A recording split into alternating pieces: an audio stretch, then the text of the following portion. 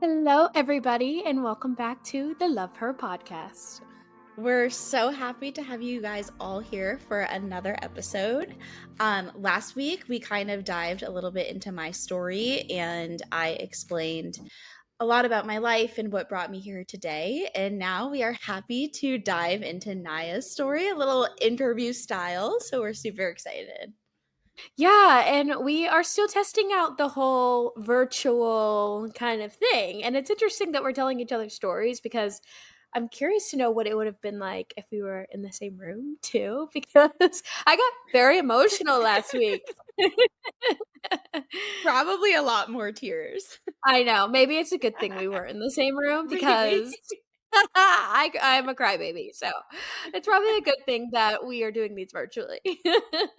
Yes. But I still think even it being virtual, I feel like it's given us an opportunity to get to know each other more, just you and I in general. Last time you learned a lot about me, and I'm so excited Mhm. to see your life through your lens. And I know that our audience is also definitely looking forward to that too. Yeah, I don't know why I'm nervous. I am a I little guess I'll start nervous. off with the question just to kind of Okay. ease us into it. Yeah. What is like your earliest childhood memory? Because I know some people have a super sharp memory of their childhood and others don't. So I'm curious if you have a really early one. So, this is actually something that I had to kind of work through in therapy because so much of my childhood I shoved into like a trash can and didn't want to think of it. I really, really struggled with remembering so much of my childhood because I remember being younger and thinking of the moments that made me sad and literally taking the vision of the moment, crumbling it into a piece of paper and throwing it out of the window.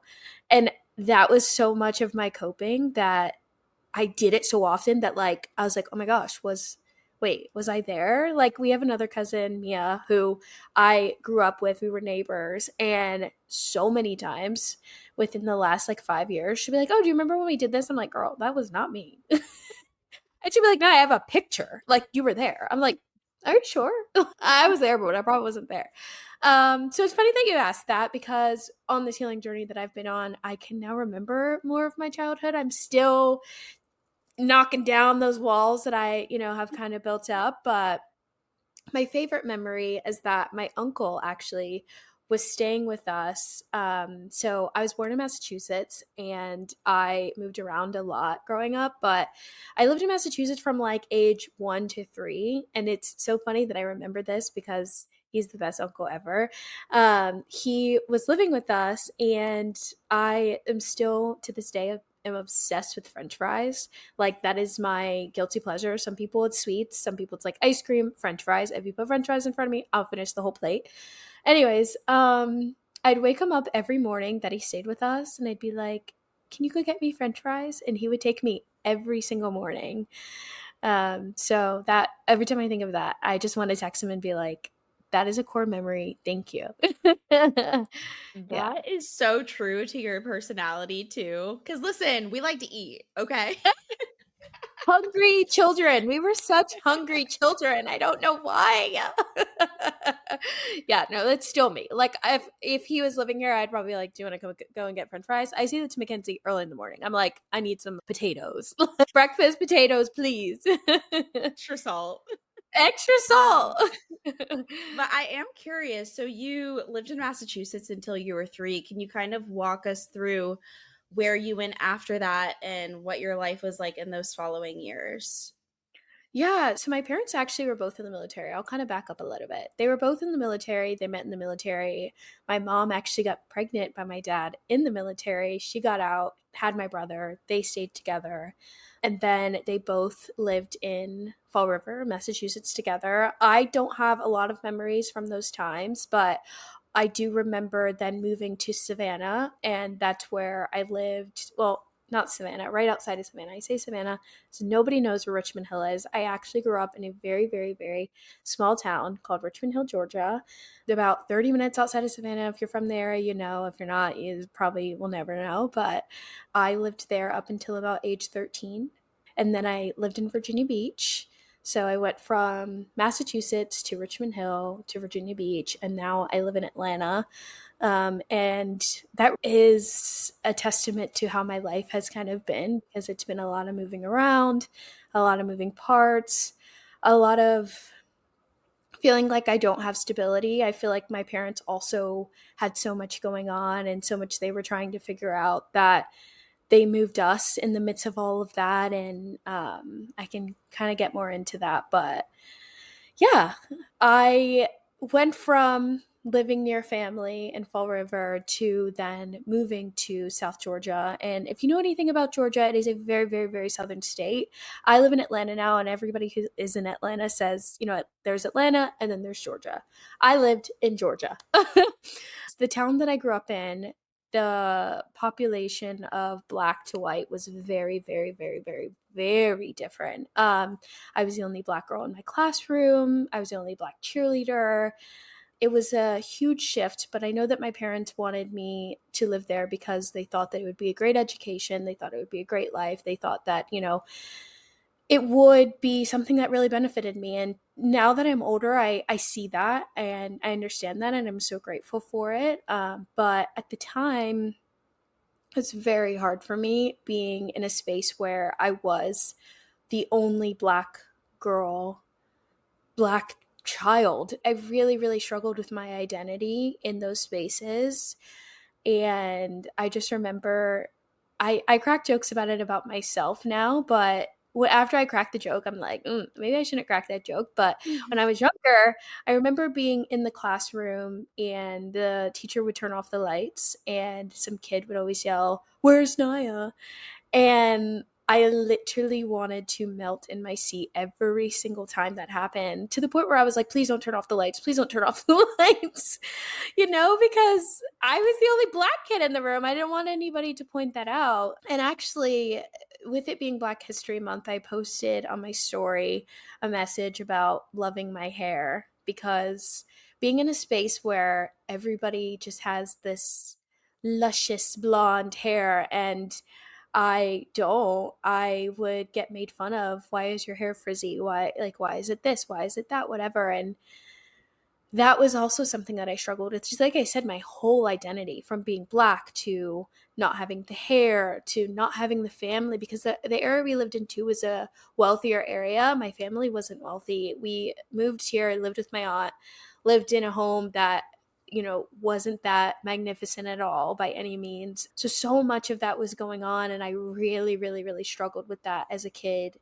And did you find yourself kind of wanting to conform to what everyone else was like? Like, can you kind of walk through that, being in a white space and not sure how you fit into that?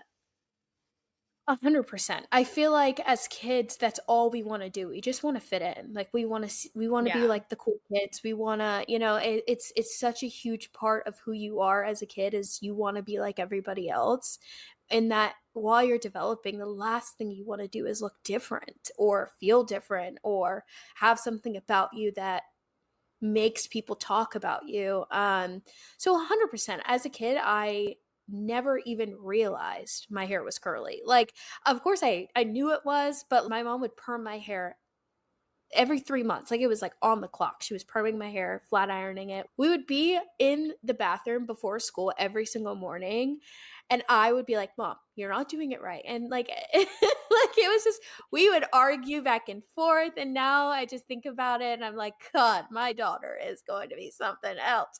But it was just so a thing. And I think at the time, my mom also didn't understand why it was so important for me to have my hair look perfect, because I just dreaded walking into the classroom and somebody asking me something about it, or dreaded walking into a space where everybody has their hair a certain way. Or we even had this day, it was called Economics Day, where our school would set up all of these different shops and they had a hair shop. And all of my friends would go in and get their hair braided. And I'd be like, Mom, I can't walk into the shop if my hair's not done, or they can't braid it. And like, people are going to ask me why. And I just didn't get it as a kid. So yeah, the conforming part was just such a small part of the piece that we all have to go through, but to be in that space where you are the one out of 30, 40, whatever kids, it's like that really takes a toll on your body image, on your just like your overall self-worth. And I really struggled with feeling good enough or pretty enough or smart enough in so many spaces. Yeah. And I think it's a lot about the standard of beauty too. I Yeah. also grew up in predominantly white spaces, and it's just that the standard of beauty for white women is very different. Not that Yeah. one is prettier than the other, but it is the pin straight hair, the specific body type. That's what's Mhm. seen as the ideal. And when you're not that race and it's physically impossible for you to be that, it makes you feel not beautiful. Yeah. And Yeah. so it is a journey of kind of walking into that space. And I'd love it if you could kind of share how that evolved over the years and how you really did start to embody that self love. Yeah, so I just have to come out and say that I don't know that I had the example of self love that I wish I would have had as a child. My mom and I have been on a journey, this healing journey together, because her and I went through a lot of things in the house that we lived in Richmond Hill. She was dealing with her own things, I was dealing with mine, and I think that as a little girl it is so important that you see your mom in a strong state, feeling empowered as a woman, feeling beautiful as a woman, feeling like she has a voice. And she struggled with that, and she admits to struggling with that, and I didn't realize that that was something that I needed at that state. It's something that I see now in my present life.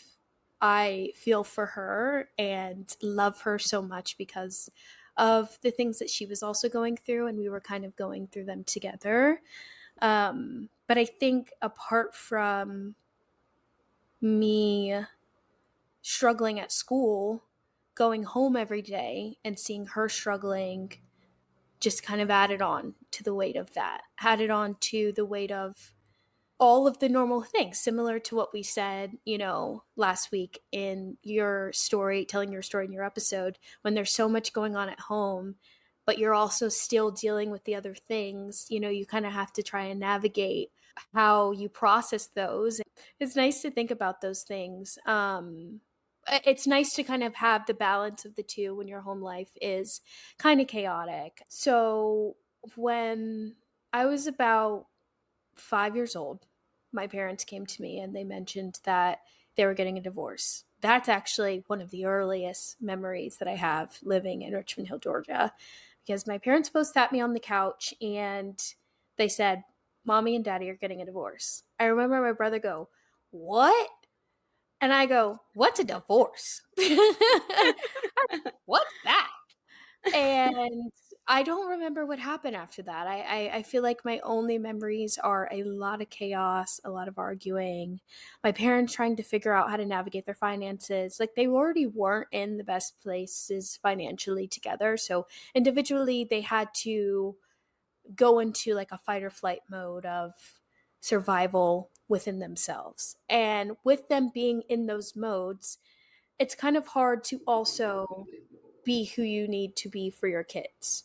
I don't fault them for that because it's their first time in this lifetime doing it too. And life is not easy. So by no means do I fault them for that. I just think that with those two things, those two people having their individual struggles, it is difficult for a child in the middle of those struggles. So both of my parents met new people. They got remarried. My mom ended up marrying somebody that, in my personal opinion, was not someone that allowed her to have a voice. And I only say that because her and I have had many conversations and we've worked through this together. And if your mom, if you're listening, I love you. And I'm so fortunate for the conversations that we've had because it just helped me understand the place that you have been in. In the places you've been in, the places that you were in, and here we are today. But when I was younger, my stepdad was dealing with a sickness, and kind of similar to what you said, when you feel like you're so out of control of your surroundings or there's so much going on in your life where you don't feel like you have control of, certain people hone in and they control Mhm. whatever they can. And so I saw that in him and he moved in that way. He was very, very controlling of every single aspect of our house. He was extremely clean around the house, and it got to the point where we almost turned into little mates. And he had us on a schedule. It was like this day you were doing this, that day you were doing that. But it wasn't in the sense of like, these are your chores, you're getting paid for these chores. Like it felt very, very, very, very extreme. And Like I say almost militant. extremely, extremely militant because we would wake up in the morning, we would get ready for school, we had to make sure our rooms were clean, and then we would get sent off to school. And then as soon as we got home from school, we had a schedule listed every day where we had to do our homework for a certain time. And then after our homework was done, we had to clean the entire house. And he was so particular about how he wanted it done. We literally had to get on our hands and knees every single night and scrub the kitchen floor every single night, except for Sundays, because that was the day that we went to church. So we didn't clean. He was also very religious, extremely religious. So we had to pray around the bed every night. So we were on very, very, very, very strict schedules every single day. Apart from being on strict schedules, we were also on a very strict expectation when it came to school. So if I made anything below a B, I was grounded for the rest of the week.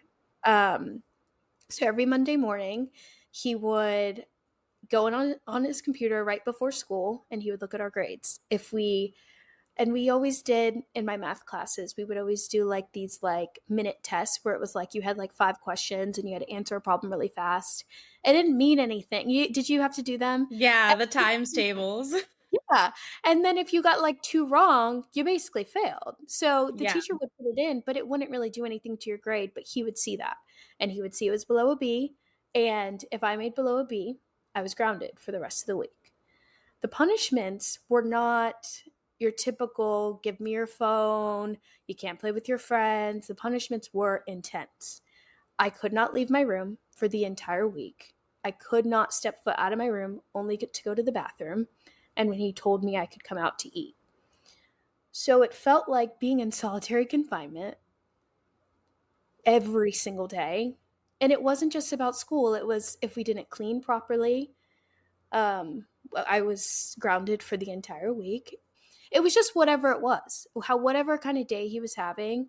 If we upset him, you were grounded. And that punishment was so, so, so intense. I felt like I was in jail being in that house to the point where I would make plans in my head to run away so often. Like, can I like get out this window? Could I call a friend? Could I, just so many things. And I just remember one time one of my friends actually saw me being like really sad at school and she wrote me a letter and she was like, I just want you to know that I love you. Or it was like something very sweet. And as I was walking out the door one day, I dropped it on the ground. He was also extremely strict about boys. I couldn't talk to a boy. I couldn't look at a boy, anything boys. Like he was just strict in so many different aspects, obviously. He thought the letter was from a boy. So he found the letter, read it, said, this is from a boy. You are now grounded for 3 weeks because you know how I feel about boys. And I'm just like begging him. I'm like, please, please, please, like, please, can we call the friend? Like he didn't care. He didn't care. It was what he said happened.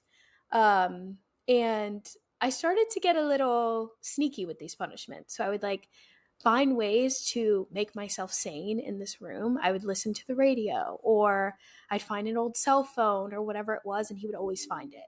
So it got to the point where he would take my TV out of my room. So I had no TV, no cell phone, no electronics, no radio.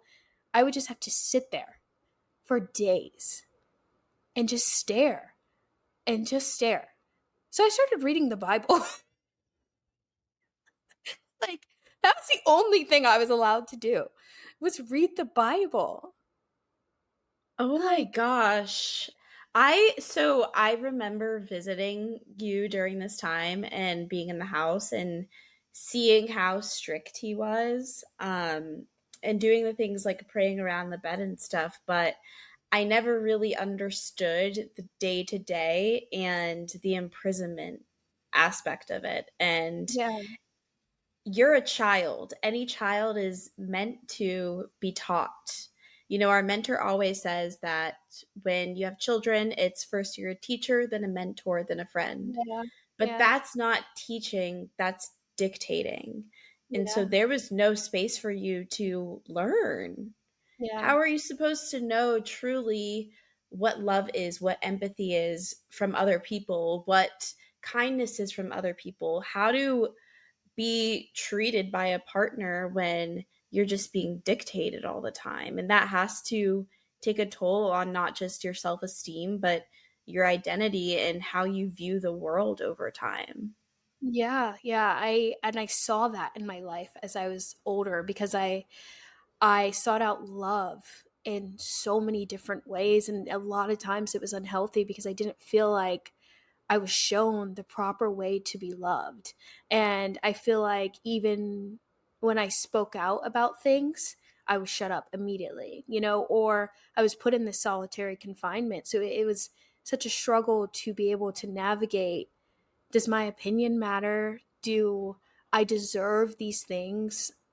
I mean, am I good enough? On top of being in a school where I already felt that way, and then going home every day and feeling like nobody is giving me that, it was such a struggle growing up and seeing that. I mean, I just remember school was hard, but I would pray that something would happen where I wouldn't have to go home, because he was so up and down and his emotions were so unpredictable that I just never knew what I was going to walk into. Like, the day Mm, he found the letter on the floor, I had no idea he was gonna come in and be screaming, like, screaming at me. "You know how I feel, da da da," and now I'm in solitary confinement, and my friend just told me she loves me. You know what I'm saying? Like, as a kid, you're like, "I just can't do anything right. I can't do anything. yeah. I can't even have a friend share her emotion with me without getting in trouble. I can't share my own emotion. I can't make my own decisions. Like, I couldn't even have friends really, because they would ask to hang out and I'd be grounded every single day. like, you Yeah. know, And how was your relationship with your mom at this time? Was there resentment? Because he wasn't your father, right? He was your yeah. stepfather. So there's that difficult dynamic there. Can you kind of walk us through how that manifested in your relationship with your mom? So, because he was sick, he didn't work. He couldn't physically work because he was out also in and out of the hospital all the time. So my mom worked. He lived off of Medicare, I believe it's called, right? Medicaid. I think Medicare is for older people. He was probably on disability, right? Disability. Oh my gosh, yes. Sorry. He was on disability. I mean, if you know anybody on disability, if you're on disability, you know that it's not enough to provide for a family. Especially, we were at the time a Especially in family of four Georgia. in Georgia, a family of four, and the area we also lived in, like I said, it was a wealthy area. Like, it wasn't a cheap area. My mom worked 3, 4 jobs. She wasn't there. Like, she would come in and she would just walk into my room and see me crying, and she'd be like, "Why are you crying?" And I would tell her, and then she would go off into the room. I don't know what would happen from there. And then at one point he told me, "You need to stop telling your mother the things that happen." She's working too hard and she does not need to know what goes on when she's at work. And so then one day she came in and I was crying again and she was like, "What happened?" And I said, "He told me I couldn't tell you." And because he punished me so horribly, like he never physically hit me. But it was a lot of emotional abuse and Mental abuse. mental abuse. Yeah. So him telling me I can't tell my mom anything, I'm not telling her nothing. Like, I'm going to do whatever I can to not have to be in the solitary confinement. And even when I did everything that I could, he still found something to make sure that I was like not going anywhere and not doing anything.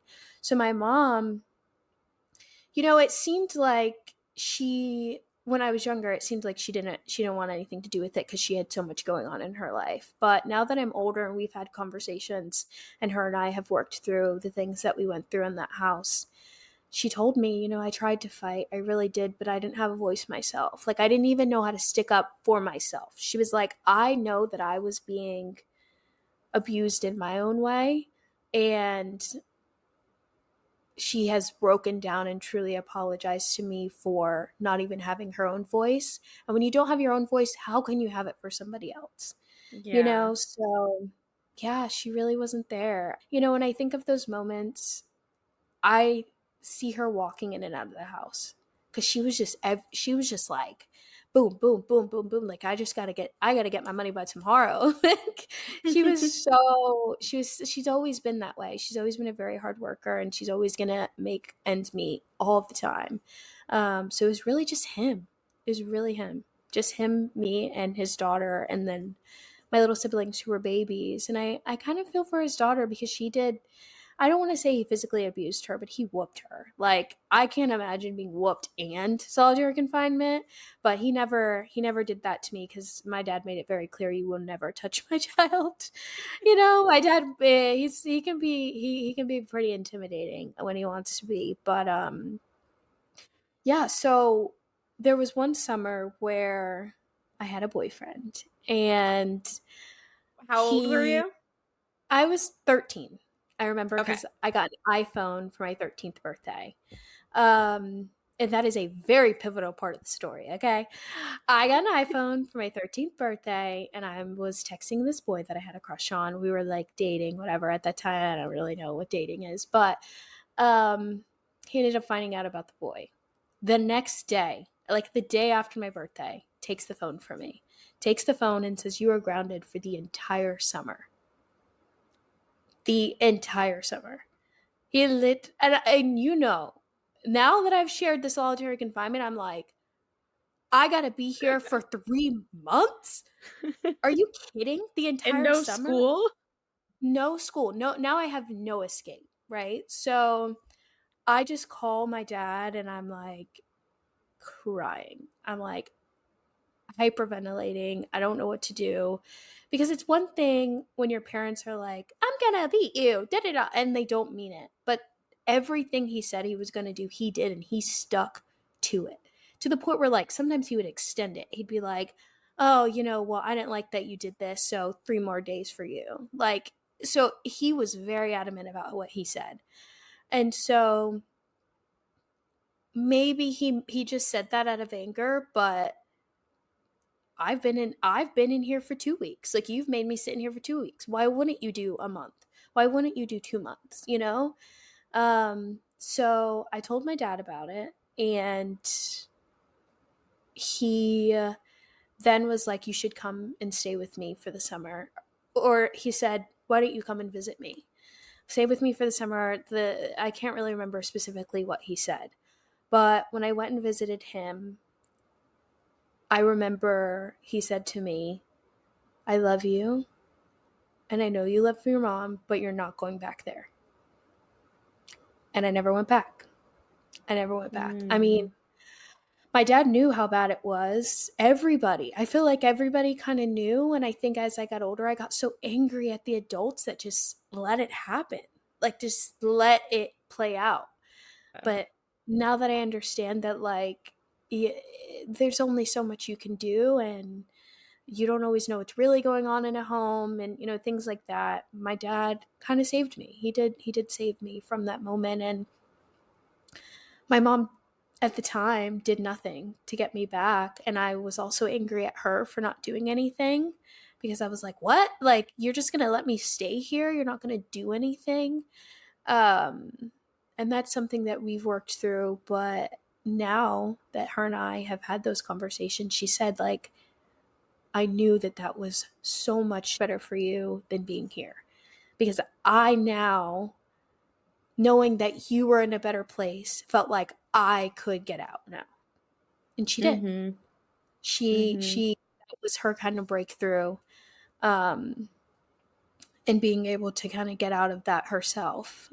And so we kind of shift now into the period where she is in Atlanta and now I'm in Virginia Beach. It's funny because when you hear about a daughter and a divorced parent, usually you hear that the daughter lives with her mother, especially Yeah. for throughout her teenage years. And so many people, when I tell people like, "Oh, I lived in Virginia Beach," and they're like, "Oh, who lives in Virginia Beach?" I say, "My dad." They're like, "Oh, where was your mom?" I get that question all the time. So this is the end to the story. My mom lived in Atlanta, and I lived with my dad now in Virginia Beach. And like I said in the beginning of all this, my parents both survival mode for so many years. And although my dad did really save me from the literal jail that I was living in, he also still had his own struggles that I soon found out about when I moved in with him. And he felt very emotionally detached in so many ways. Um, and I don't fault him for that because he wasn't doing the work that he needed to do. And neither was my mom. They, like I said, they were both surviving. And at the Mhm. time, and even 3 4 years ago, I probably would still be so mad at them. Like what, you guys had me as your kid and you didn't do what you had to do as a parent. Like those were the things I was saying. But now that I've been on this journey and I understand that, like, if you don't do the work, you become that parent that's absent. You become that parent that does the same things that your parent did to you. You continue those cycles, which is why I've honed in on doing the work, because the last thing I ever want to do is put a child, another human Yeah. being, through the same things that I went through. I think also obviously, you and I, we both love our parents and we understand that they weren't given the best tools. Yeah. And that's why in this place in our life, it's important to anyone that if you have anger, resentment, if you're questioning why they did something, understand that they were not given the tools to love you properly. That Yeah. doesn't make it your fault. It now Hmm. makes it your responsibility so that you don't do these things to your children. Yeah, it's the generational curses that we pass along in families. And if you think about it, if your parent did something to you, think about the kind of parent they had. And think about the kind of Yeah. parent they had, and then they had, and then they had, and it's just passing it along. And you've got to break that.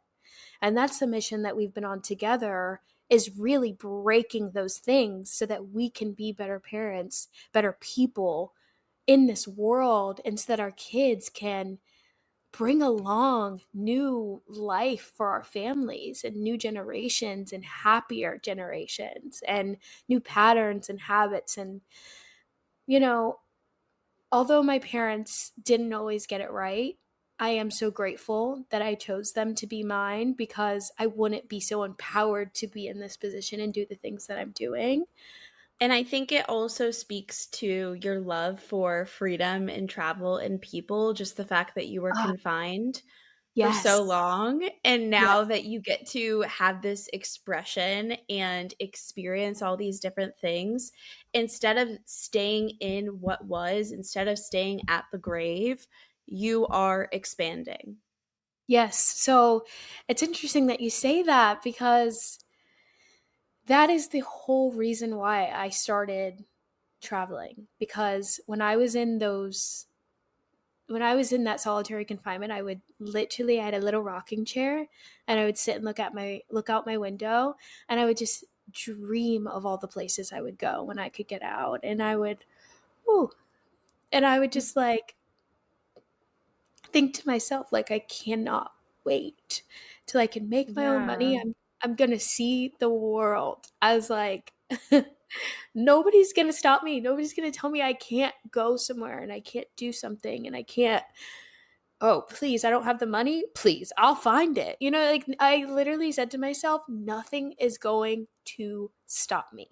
Nothing. Yeah. And I think that's so a testament of me now. Like I'm like, if you texted me tomorrow, you want to go here, I'm like, hell yeah. I will never tell I tell my friends, I'm like, there is a 95% chance I'll say yes. Because I felt so trapped for so many years. And it's a huge part of what Life's Travels has become. Seeing me move in these spaces and come from where I've come from and gone through the things that I go through and seeing the world inspire so many to do so because I remember the area that I grew up in, a lot of my friends had so much money and they would go to all these places. They would go to these islands and whatever. And I'd be like, wow, like people do that. Like people can do that. Mhm. I'm going to do that. I am going to do Yeah. that, you know? And I have to kind of go back to Virginia Beach because Savannah raised me, but Virginia Beach made me. You know that saying? Yes. Richmond Hill raised me, but Virginia Beach made me because that is where I found my voice. And I really, the reason why I got so emotional in your episode when you talked about your earliest memory, was it your earliest, the best part of your childhood was your friends? Because Mhm. like I said, my dad did all that he could, but he was in survival mode. So that man was just paying his bills and being there when he could. But I had to like find my own, and Good to live. I had to find my own people and my own sense of family, and my friends were that. My friends were my world. Just being with their families and being with their parents and seeing how they navigated and operated, and they would take me on vacations and we just did so many things, and I'm so fortunate for that. And you know, last year I sat my two very best friends down and I said to them, like, you guys don't even understand, you saved me. Like, the two of them going from where I was and moving to Virginia Beach and meeting them, I could have been in such a dark space and could have been a depressed teenager, but meeting the two of them, like, was the best thing that could have ever happened to me because they just gave me a sense of life and like reminded me that like life can be so fun, and we just had the best memories together, and I hold on to those so dearly. And I had to sit them down and tell them that because we've all just kind of seen where we've ended up and the things that we went through together even in high school. um yeah, they truly were what saved me in those years. And I feel like I owe them and their families and so many of those people in Virginia Beach my everything. Like when I'm a millionaire, I'm gonna probably go back and like I don't know what I'm gonna do, but I truly, truly feel like that was the space that not only showed me a whole new world, but also made me realize that there is so much more to this world. Because growing up in a really, really small town where there aren't very many Black people, and all I know is the solitary walls that I'm living in Virginia Beach, it was literally, I didn't even know. This is going to sound really bad, but this is just my story. I didn't even know Blasians existed. I'm like, Black and Asian? No way, bro. Yo, that is so cool.